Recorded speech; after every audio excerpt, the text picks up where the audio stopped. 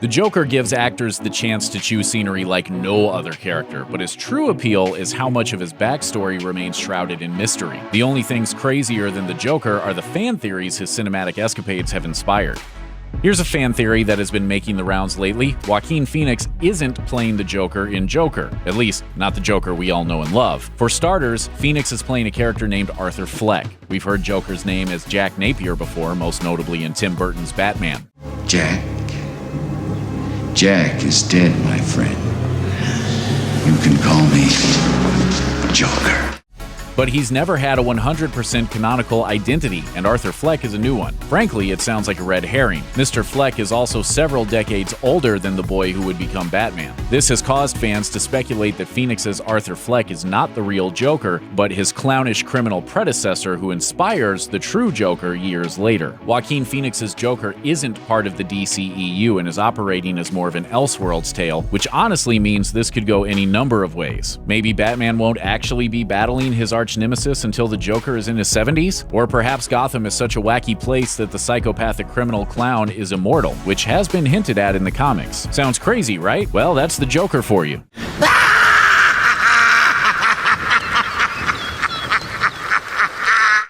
Just take a look at some of these other fan theories about the Clown Prince of Crime that prove one thing. No matter how insane the Joker is on the screen, the fans can get even insaner. Most fan theories about the Joker center on Heath Ledger's performance in The Dark Knight. This is no surprise for a few reasons. Ledger's brilliant work was graced with Oscar Gold, The Dark Knight was a milestone event in American popular culture, and Christopher Nolan's ambiguity about Joker's origins invites fans to fill in the blanks. You wanna know how I got these scars? Because The Dark Knight can be seen as a thinly veiled commentary on the War on Terror, one of the most popular theories is that the Joker was a Special Forces soldier who suffered a mental breakdown. Given Nolan's deliberately realistic approach, this theory has merit. After all, it's not like this Joker learned about firearms and explosives just from watching the Outdoor Channel. But some fans who believe Joker is an ex-soldier have taken this theory to its logical next level. What if the Joker has PTSD? Such a scenario is troubling, to be honest, but before you dismiss this as pure fan fiction, consider Bane's class warfare in The Dark Knight Rises, released just after the time of Occupy Wall Street. Is it really a stretch to say that Nolan imagined the Joker as a war veteran wreaking vengeance on the society that left him to die? Comedian Patton Oswalt disagrees with the PTSD idea. While he's best known for his stand-up comedy specials and voice work, Oswalt is also a pretty keen observer of superhero stories. He is an adherent of the Joker as Special Forces soldier school of fan theorizing, but has added his own unique twist. In a lengthy Facebook post, published just 2 months shy of the film's 10th anniversary, Oswalt wrote, "I just rewatched The Dark Knight, and another wrinkle came to mind about the Joker. What if he's not only ex-military, but ex-military intelligence, specifically interrogation? He seems to be very good at the kind of mind-fuckery that sustained professional interrogation requires." Never start with the head. The victim gets all fuzzy. He can't feel the neck. See? Lots of fans seem to like the way Oswalt thinks. The post has received over 17,000 reactions.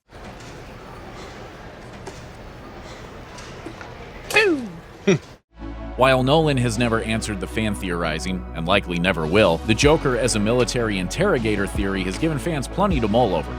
In a post popular enough to receive some major media coverage, Reddit user General Z proposed that the Joker was actually the hero of The Dark Knight. And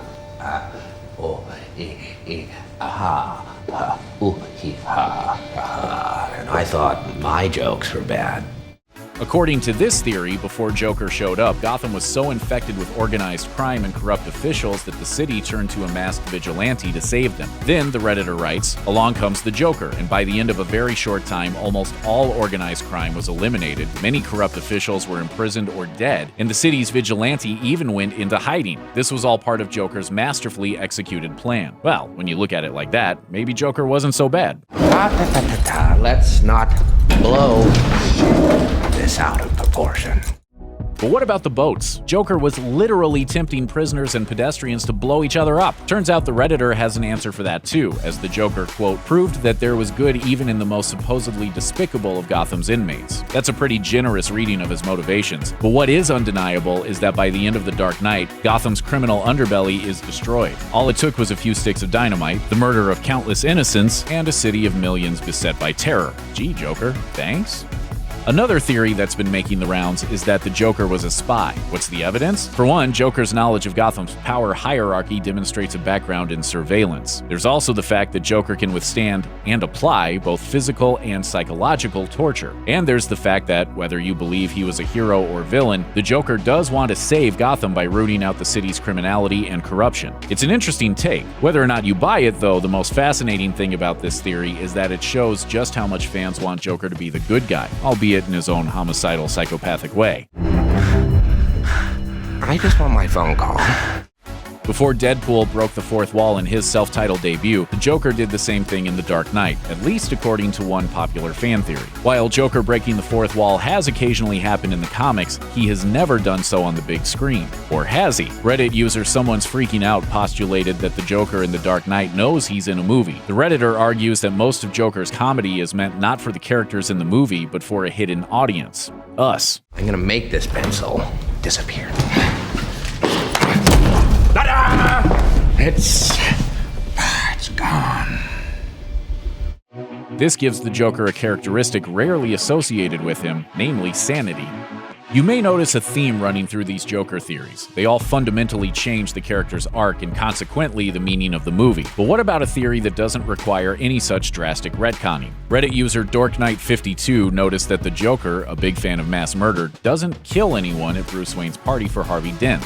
Why? The Joker arrived at Bruce's party with one goal: to kill Harvey Dent, who he thought was Batman. When Batman arrives and dives out the window to rescue Rachel Dawes, Joker leaves, thinking Harvey just jumped to his death. Later in the film, after Harvey claims to be Batman, Gotham's district attorney is carted off in a paddy wagon with a police escort. We're led to believe this is Batman's plan to lure out the Joker. But what if it was the Joker's plan to lure out Batman? If Batman doesn't show, that means he really is Dent. When Batman does arrive, the Joker's master plan changes. He no longer wants to kill Gotham's White Knight, but corrupt him. You live. You die. Now we're talking. What if Jared Leto's Joker was actually Jason Todd? This theory has been dancing in fans' minds ever since it was first postulated around the time Batman vs. Superman: Dawn of Justice was released. In the comics, Jason Todd was the post-Dick Grayson Robin until he was beaten and blown up by the Joker. The DCEU has indicated that Jason Todd's story would be part of the cinematic canon, with the blown-up Boy Wonder's costume appearing in BVS. But when Jared Leto appeared months later as a much younger Joker in Suicide Squad, some fans wondered if this Joker could be Jason Todd. Frankly, while this theory is interesting, fans probably like it mainly because the alternative is so unappealing. Leto's tatted-up interpretation of the Joker is the Joker. Yeah, we'll take the highly implausible, convoluted theory. Speaking of which, technically, this story isn't from any of the Batman films, but it is so awesomely out there we had to share it. According to Redditor Bakidza, Fight Club could be read as an origin story for the Joker. David Fincher and Christopher Nolan do share similar aesthetics, so it's interesting to consider. The theory points out that just like Joker, Edward Norton's narrator, who, spoiler alert, is also Brad Pitt's Tyler Durden, has a manic personality, a gang of loyal minions, and is an agent of chaos rebelling against the status quo. You were looking for a way to change your life. You could not do this on your own. All the ways you wish you could be, that's me. Oh, he also shoots out his cheek, giving himself a messed up face. Who knows? This may have been Joker's last story about how he got his scars if Batman hadn't interrupted him. The appeal underlying this theory is pretty simple. What could be better than one internet fan favorite film? Two, of course. I am Jack's complete lack of surprise. What? Perhaps the most exciting theory is the one that has been staring us in the face this whole time. Batman and the Joker are brothers. According to this theory, Thomas and Martha Wayne had another child before Bruce that was born with a mental disorder and was confined to a psychiatric hospital. That child, Thomas Wayne Jr., aka the Joker. The comics have danced with this idea for a while now, but fans have argued there are some hints dropped in The Dark Knight too. Consider the famous interrogation scene, in which Joker goes to great lengths to explain to Batman how he is a freak like him. This scene establishes the two as symbolic brothers, but what if it's hinting that they're literal brothers as well? Brothers don't shake hands. Brothers gotta hug. Joker also says that when the people of Gotham don't need Batman anymore, they'll cast him out. Like a leper. Physically and psychologically engaging in a sadistic game with his own brother? That's right up the Joker's alley.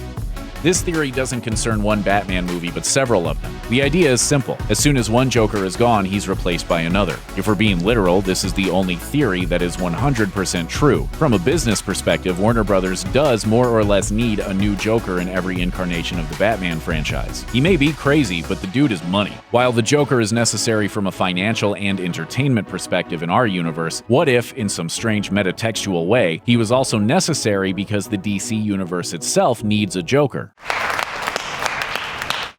Redditor Gata Postfast argues this while trying to create a correlation between the Tim Burton and Joel Schumacher Batverse and Zack Snyder's. According to this theory, when Jack Nicholson's Joker died, he was eventually replaced by Jared Leto's. Thus, the Burton-Schumacher Batman is the same one as the DCEU Batfleck. Vague sequels and soft reboots are increasingly the norm in Hollywood, and composer Danny Elfman did score films in both franchises, bringing back the Batman March for Justice League. Could this be a hint that the DC films all exist in one giant shared universe? I find that unlikely. Still, this kind of theory could play into the older version of the Joker that Joaquin Phoenix is stepping into. So who knows? Anything is possible in the Batverse. Check out one of our newest videos right here, plus even more Looper videos about your favorite movies are coming soon. Subscribe to our YouTube channel and hit the bell so you don't miss a single one.